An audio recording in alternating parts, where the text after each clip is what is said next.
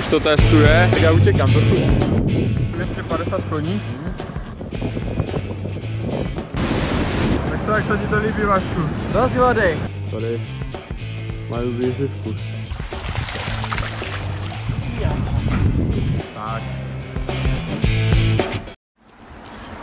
Tak jo, já jsem před chvilkou vyšel z baráku a budeme se obírat pomalu směr Polsko. Náš jediný dosavadní problém je, že máme jenom malý bagel, takže musím být navlečený takto jako ve všeckém, aby se mě tam všechno vešlo, ale tak to není problém.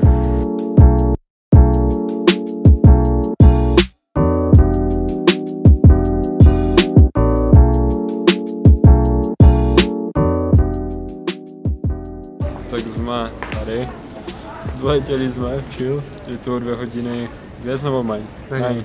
O 2 hodiny méně, tak se tam měnilo tak různě, ale tak jako asi dobré. Jako vylezli jsme z letadla a zimečka, že? Plál jsem v krátkém rukávě, no, ale tak 10 stupňů bude, ne asi takhle, tak uvidíme, co to dá. Tak my jsme ubytovaní, no, máme tady náš palác, venku ještě stan. No, první taková věc, co jsme přijeli, přišla SMS-ka a tam bylo napsané něco v tom stylu, že budou přetékat potoky a jak to bylo? To bude V sobotu bude hurikán, no. Takže samé lepší. Co Veňur, co povíš? Pojď něco povědět. Jak se nám tady bude spat? Myslím si, že ideální. Ideální na spaní, že? Tady No. to se těším. Ale musíme zhasnout tady světla, tam to nevyžere baterku. Zítra chceme jít na jakýsi vodopád, tak to jsou zvědaví. Ještě kam si jsme to chtěli? Jo, zakoupat do těch teplých Pramenů to jakýchsi. by taky mohlo být dobré. Tak uvidíme, no. Tak půjdeme spát a tak. Za ten čus. Čau.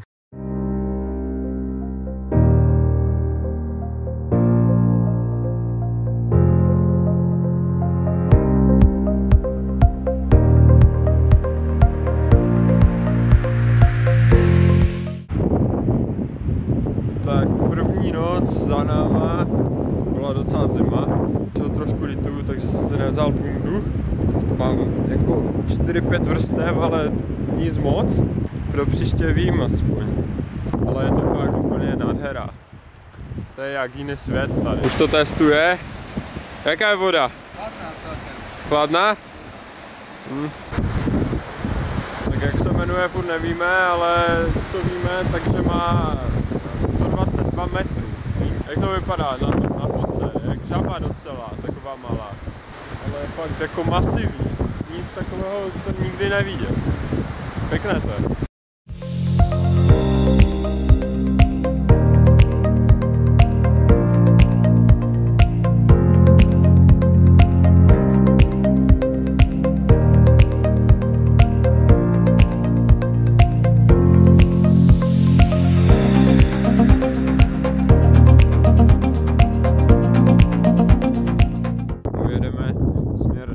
Duhové hory. Je to po také šotolíně docela, takže by tady měli jenom jeepy a 4x4, ale jezdí tady i v takových dodávkách docela. Tak jak mají auto spůjčené, tak se s tím neštvu. Ale fuká, je zima. Kolik to může být teď? 5 stupňů. 5 stupňů v létě. Koho by to napadlo, že bude 5 stupňů v létě tady.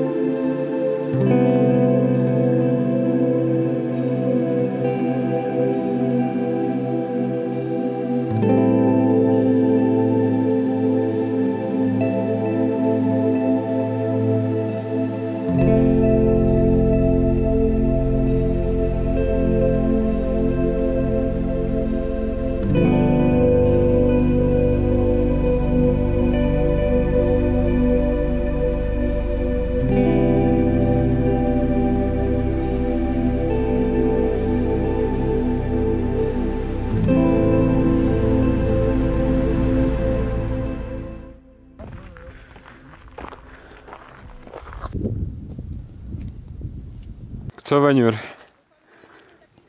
Kuří se? Smrdí to. Po vajcoch. No dobré. To je když zapálíš pirátek. Jsem naladil rolák, není můj, tady se to tak dýmí. To je, co to je? Je to takové, no syra tu je. A já nevím, jestli to jsou nějaké vzduchy, nebo to vyvěrá něco z toho, ze země. My si mysleli, jsme tu šli, že je tu voda, že se okupem trocha a nic. Ale je to po teple, že? Ale smrdí to teda dobře, po vajcu nebo po čem. My už pomalu jdem dolů. Co si můžu zase odškrtnout další věc, že jsme se brodili autem přes takovou, jako, byl to taky potok, taky větší. Já nevím, kolik to mohlo mít, popás? Popás to mohlo mít, tak to bylo docela drsné. Trošku adrenalin, nebo jako, dělal jsem to poprvé, tak, ale dobré docela. Nemáme šnorchl na autě, ale v klidu. Ještě takový tip, mám tady od Peak Designu takový foťák, to se tak připne, stojí to docela raketu na to, že je to taky žebrák, ale je to dobré, fakt jenom cvaknu, dám ruky do kape, zajdu. Čili lidem za ovcama, nějakou fotku zkusím dát. Venur se bojí, jsou to berani, tak snad nás nepokoušu, nebo do kolen, potrkať. A hej, všetci turisti se líbí, jak oni jsou takový navlečení, jak mají úplně fakt kožuchy, všecko, mají boty pořádné a my jsme úplně tak jako nalehko. Pazůři. To mě nepokouše, ale ty vole, ten se na ně dívá tak jako nepříjemně docela. Já se mu nesmím dívat do očí, on jak se rozběhne, vole, tak já utěkám. Hej, proč jdeš pryč, pojď sem, vole. Ne, vole, já nemám objektiv dobrý, pojď sem, dělej, pojď sem. Kdyby se mě utěkal, tak já utěkám do chuja. Dobré ráno. Teď přes noc jsme byli někde v chatce, bylo to lepší. Vlastně má venku. Dneska už má být ten hurikán. A teďka z rána jsme na nějakém vodopádu. To je docela rámec. No a dneska jich pár projdem, tak uvidíme, jestli to bude dobré, ale věřím, že kokos jako zatím paráda.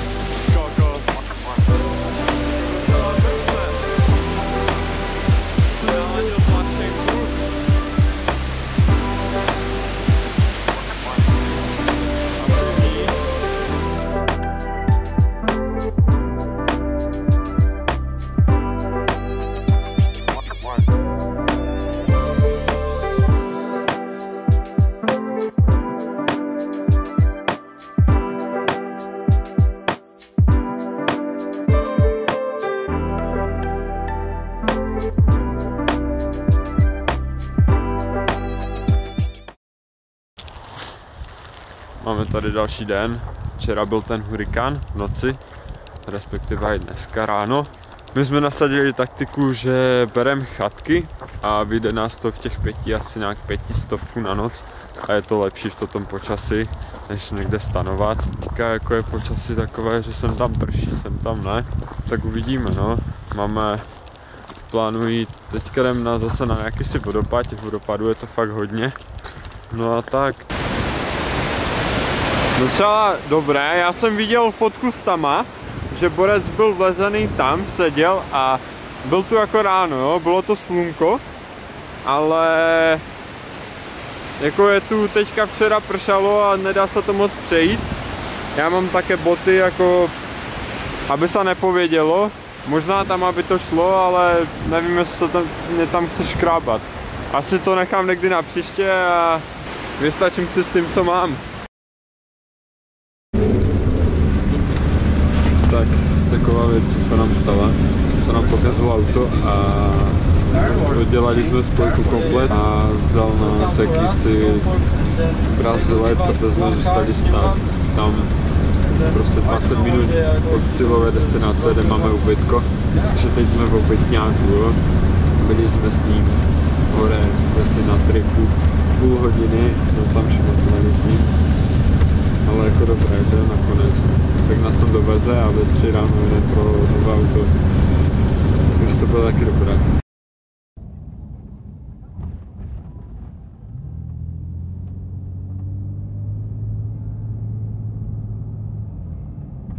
Můžu tam posunout, potáhnout? Je? Můžeš. Šestiválec. Šestiválec. DVTI. Kolik to má? 250 koní? Kálka! No tady vyfasovali takovou raketu. Ty kokos, to je čudlu, tady si můžeš normálně podvozek nastavovat. Sportovní, náš sport, komfort, výška podvozku.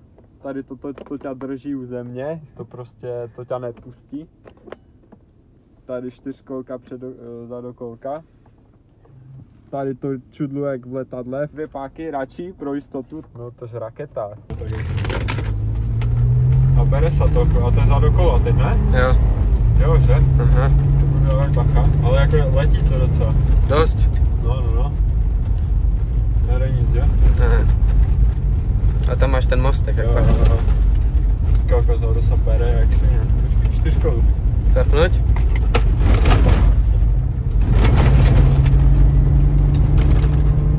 Máš plný? Mám plný, no. Ale jako letí to... Aha. Jako masivní. Kolko se krám na lécu. To nepustí teď. Tady to ten vodopádek.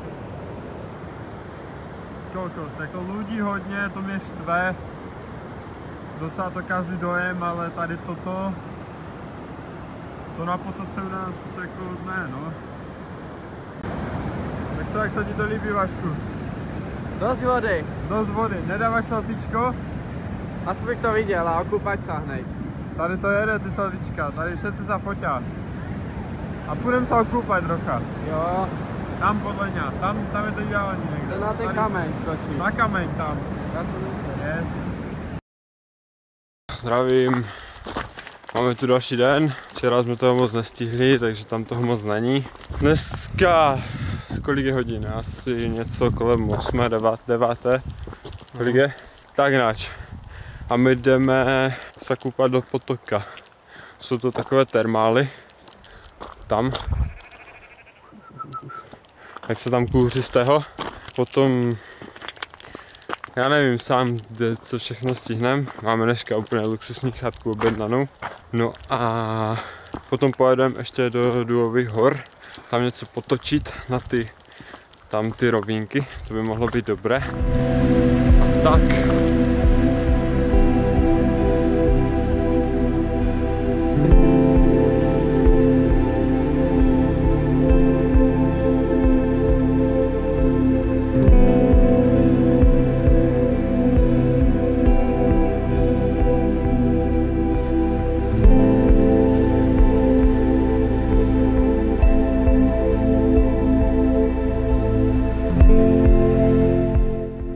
Mají tu zvláštní takovou, co to je?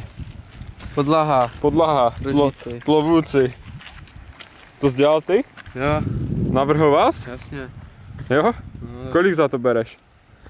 to co si stojí, no co si... Já přemýšlám, že bych si to do pokoje dal. Mně se to líbí, víš? Ale... A i ty kameně tady. Aj to bahno nevadí, jo to je. Ne, já to mám rád právě. Jo, tak to může být. Tak jdem. Ono se mě to opálí. To máš jak mamina, když ta leje konu doma. To je dost, ale. Zkus to přeběhnout rychle, pojď. 3, 2, 1, teď.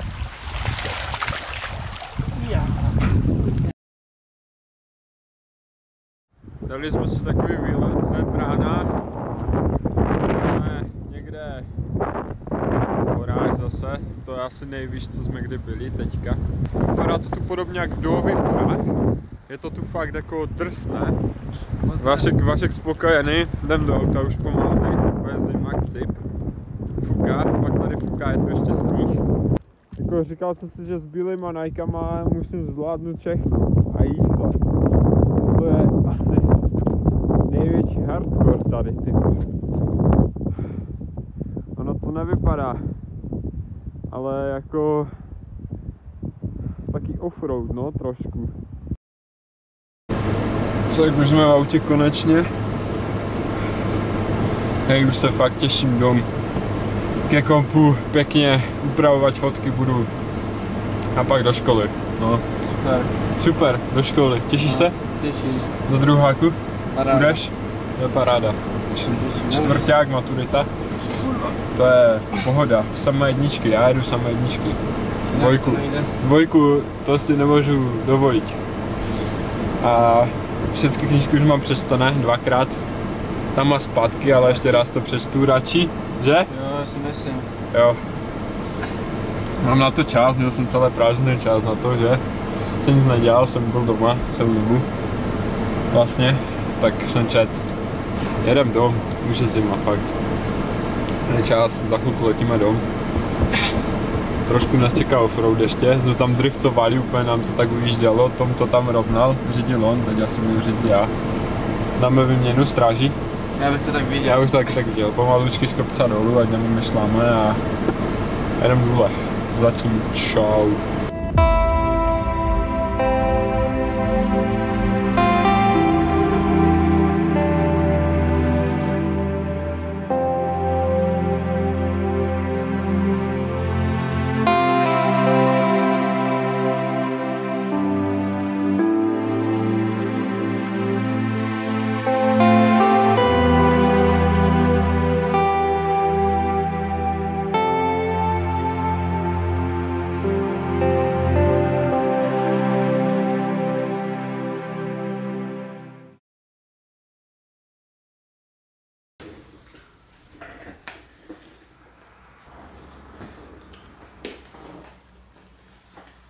Tak, já jsem doma a no, konečně najdám si srandu. Island, abych to shrnul, bylo to něco, co tady prostě nenajdete, fakt. Je dobré se tam podívat. Finančně je to docela náročná země, takže nějaká ta koruna se určitě hodí. Čím víc lidí jede, tak jako když to naberete auto, nebo když si chcete půjčit auto, tak je lepší, když to platí 5 lidí a ne 2. No, počasí. Asi se oplatí brát úplně všechno, protože já jsem měl vlastně nějakých 5 vrstev. Jako bylo to v pohodě, ale když zapršelo, tak jako mikina, teplákovka, to ani to vám nepomůže, že? Větrovka. A díval jsem se na nějaké větrovky, příště kdybych tam měl jet nebo kdekoliv, tak asi první co bude, tak si zabalím určitě bundu a ne dalších x termotrig a čeho všeho. To samé boty. Já jsem byl v jedných, měl jsem jako také Nike, ale tož dalo se to přežít i v teniskách, jo. Je tam nějakých 10 stupňů, v noci asi 5. Jak jde? Potom co jsme byli poslední den, tam v horách vysoko, tam bylo 5, foukal větr, tak tam bylo jako větší zima. Cesty, všude jsou rovinky kolem celého ostrova. Je tam 90, v obci je normálně 50, to je jak u nás. Pokud ty jsou tam ale jako fakt mraky, si myslím, že není problém jako 40 000 nebo 1000 euro úplně běžně. Skrz ten ostrov je středozemím vlastně, jsou tam offroady. Jsou to cesty většinou 4x4, tam normálně cedula, jezdí tam auta a i normální, což jako, ne že nechápu, jako dá se to s nima, ještě když to není vaše, že? Když máte auto z půjčovny, tak to se jede potom, po kameňoch, to je v pohodě, 4x4 určitě lepší. Jo, my jsme měli také heblo velké, takovou Toyotu a to mělo 3 tuny asi, nemělo to úplně offroadové gumy a i když bylo sucho, tak to na tom štěrku jako jsme to jako skluzalo to jak svině. Takže to šlo pěkně do boku a bylo to takové, takže bacha dávat. No a jako závěr pozitivní. Jsem zvědavý, co teda vyjde z fotek, snad z toho něco bude, věřím, že ano. A jsem zvědavý, jak to celé bude vypadat. Takže asi takhle. Asi se oplatí nevybírat si úplně ty známé turistické, sám jsem z toho, jako jo, je to pěkné, ale ty davy lidí to fakt kazí. Je to dobré, jdeš se tam podívat, je to něco, co nevidíš, tak dobré, podíváš se tam, ale fakt ti okolní lidi. Buď to tam jdeš brzo ráno, ale to je sakra, jakože řekni si, každý den budu vstávat, jo, kousneš se, můžeš, pohoda. Nám se nechtělo, fakt ne. Ty nejslavnější místa, to bych se asi vykašlal. Jako závidění dobré, ale na fotky a takové. Jako dá se, ale ti lidi, to je fakt děs. A ještě bych chtěl poděkovat Tomovi. On mě poskytl záběry z dronu. Docela mu to jde Garovi, tak mu tam můžete hodit nějaký odběr nebo sledování na Instagram. Tím bych to asi uzavřel. Děkuji, že jste se dodívali až sem. Třeba někdy zase. Čau.